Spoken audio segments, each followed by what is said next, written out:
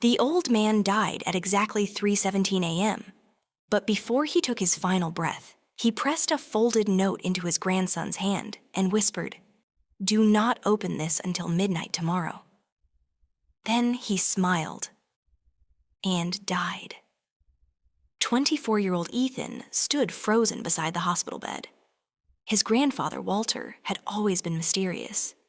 But this felt different. The note was small, yellow, and sealed with tape.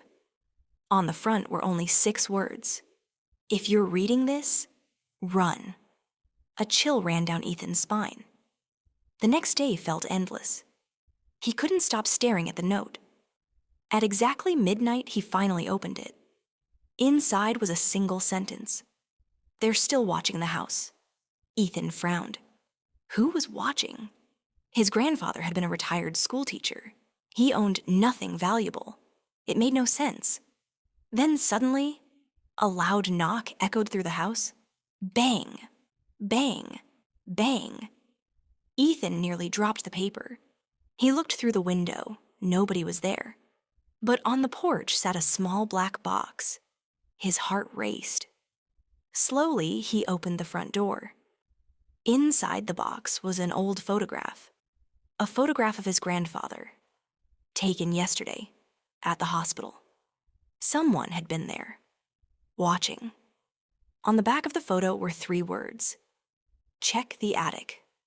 Now Ethan was terrified, but curiosity won.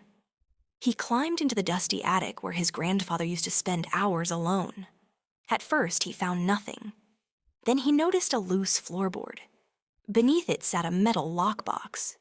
Inside were dozens of newspaper clippings, old missing person cases, photographs, maps, and one shocking discovery. Every missing person had disappeared from the same small town. The town where Ethan lived. His grandfather had spent 40 years secretly investigating the disappearances. Then Ethan found a second envelope, addressed directly to him. His hands shook as he opened it. Inside was another note. "If you found this, I was right." Walter explained that years ago, he discovered a group of powerful men connected to every disappearance. Whenever he got close to exposing them, people vanished, including witnesses, including police officers, and now they knew about him. Ethan's blood turned cold. Suddenly his phone buzzed. Unknown number, a text message, only 1 sentence. "Stop looking." Attached was a photo of Ethan standing in his kitchen, taken just seconds ago. Someone was outside, watching him right now. Panic exploded through his body. He rushed to the window. A dark SUV sped away into the night. But before leaving, something fell from the vehicle. A small envelope. Ethan ran outside and grabbed it. Inside was a key. Nothing else.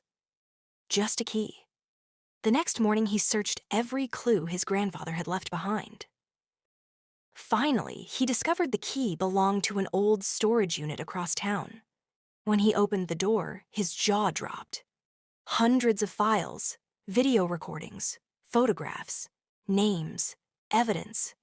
Enough to expose everything. His grandfather had secretly collected proof for decades. But there was one final message taped to the wall. The last message Walter ever left. Ethan read it aloud.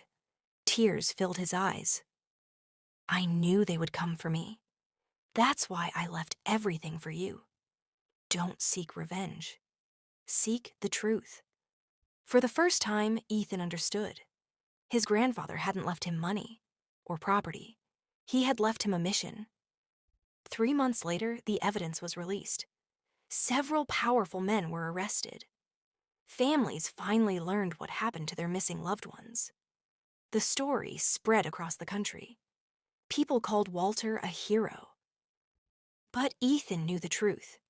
His grandfather had never wanted fame, only justice. And every year after that, Ethan visited Walter's grave, leaving behind a single yellow note, the same kind Walter had given him. Because one strange note had changed everything.